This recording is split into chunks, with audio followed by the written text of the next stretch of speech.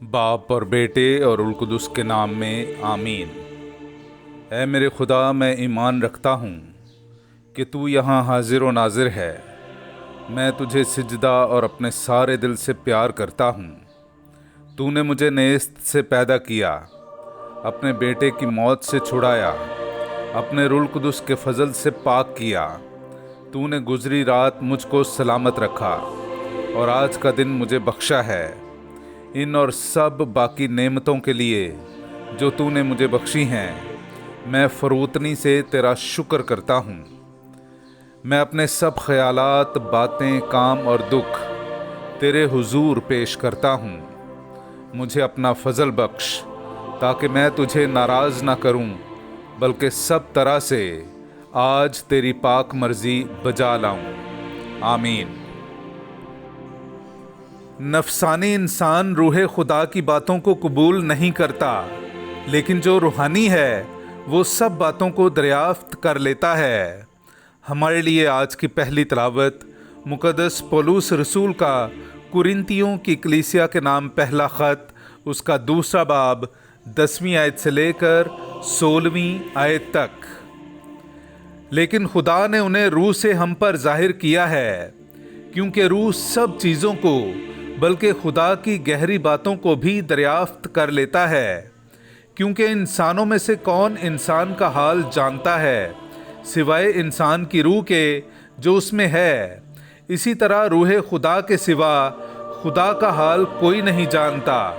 मगर हमने इस दुनिया की रूह को नहीं बल्कि उस रूह को पाया है जो खुदा से है, ताकि हम उन चीज़ों को जानें जो खुदा ने हमें बख्शी हैं, और इंसान की हिकमत के सिखाए हुए नहीं बल्कि रूह के सिखाए हुए अल्फाज से रूहानी बातों का रूहानी बातों से मुकाबला करते हैं। मगर नफसानी इंसान रूह खुदा की बातों को कबूल नहीं करता, क्योंकि वो उसके नज़दीक हमाकत हैं और ना वो उन्हें समझ सकता है, क्योंकि वो रूहानी तौर पर दरियाफ्त की जाती हैं। लेकिन वो जो रूहानी है सब बातों को दरियाफ्त कर लेता है, मगर आप किसी से दरियाफ्त नहीं किया जा सकता, इसलिए कि खुदावंद का तफक्कुर किसने जाना कि उसे तालीम दे सके, मगर हम में मसीह का तफक्कुर है। पाक कलाम का पढ़ा और सुना जाना हम सब के लिए बाइस बरकत हो। खुदा का शुक्र हो। खुदावंद अपनी सब राहों में सादिक है। मेरे अज़ीज़ो, आइए हम खुदावंद अपने खुदा की हमदो तारीफ़ करें। मैं आपके सामने पढ़ूंगा ज़बूर नंबर 145, उसकी 8वीं आयत से लेकर 14वीं आयत तक। खुदावंद रहीम और मेहरबान है, वो तवीलुल सब्र और नहायत शफीक है। खुदावंद सब पर करीम है और अपनी तमाम मसनूआत पर मेहरबान है। ऐ खुदावंद, तेरी तमाम मसनूआत तेरा शुक्र करें और तेरे मुक़द्दसीन तुझे मुबारक कहें।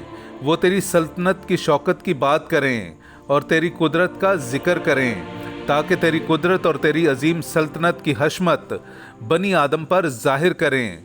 तेरी सल्तनत कुल ज़मानों की सल्तनत है और तेरी हुकूमत कुल पुश्तों में कायम रहती है। खुदावंद अपने तमाम अक़वाल का सच्चा है और अपने तमाम अमाल में नेक है। खुदावंद सब गिरने वालों को थामता है और सब झुके हुओं को सीधा करता है। पाक कलाम का पढ़ा और सुना जाना हम सब के लिए बाइस बरकत हो। खुदा का शुक्र हो। नाराए हम्द। एक बड़ा नबी हम में बर्पा हुआ है और खुदा ने अपनी उम्मत पर नज़र की। हालेलुया। मेरे अज़ीज़ो, आइए हम आज का इंजीली इक़्तिबास सुनते हैं। इंजील मुक़द्दस बामुताबिक मुक़द्दस लूका, उसका चौथा बाब 31वीं आयत से लेकर 37वीं आयत तक। और वो जलील के एक शहर कफरनहूम को गया और सबत बसबत उन्हें तालीम देता था, और लोग उसकी तालीम से हैरान थे, क्योंकि उसका कलाम बाइख्तियार था। और इबादत खाने में एक शख्स था जिसमें शैतान की नापाक रूह थी। वो बड़ी आवाज़ से ये कहकर चिल्ला उठा कि ऐ यीशु नासरी, तुझे हमसे क्या काम? क्या तू हमें हलाक करने आया है? मैं तुझे जानता हूँ कि तू कौन है, खुदा का कुद्दूस। यीशु ने उसे धमका कर कहा, चुप रह اور اس میں سے نکل آ۔ اس پر بدرو اسے بیچ میں پٹک کر اس سے نکل آئی اور اسے کچھ ضرر نہ پہنچایا، اور سب متعجب ہو کر آپس میں کہنے لگے کہ یہ کیا بات ہے کہ وہ اختیار اور قدرت سے ناپاک روحوں کو حکم کرتا ہے اور وہ نکل آتی ہیں، اور آس پاس کے علاقے کی ہر جگہ میں اس کی شہرت پھیل گئی۔ پاک کلام کا پڑھا اور سنا جانا ہم سب کے لیے باعث برکت ہو۔ خدا کا شکر ہو۔ اے ہمارے باپ، تو جو آسمان پر ہے، تیرا نام پاک مانا جائے، تیری بادشاہی آئے، تیری مرضی جیسی آسمان پر پوری ہوتی ہے زمین پر بھی ہو۔ ہمارے روزینہ کی روٹی آج ہمیں دے، اور جس طرح ہم اپنے قرض داروں کو بخشتے ہیں تو ہمارے قرض ہمیں بخش، اور ہمیں آزمائش میں نہ پڑنے دے بلکہ ہمیں برائی سے بچا۔ آمین۔ سلام اے مریم، پرفضل، خداوند تیرے ساتھ ہے، تو عورتوں میں مبارک ہے، اور مبارک ہے تیرے پیٹ کا پھل یسوع۔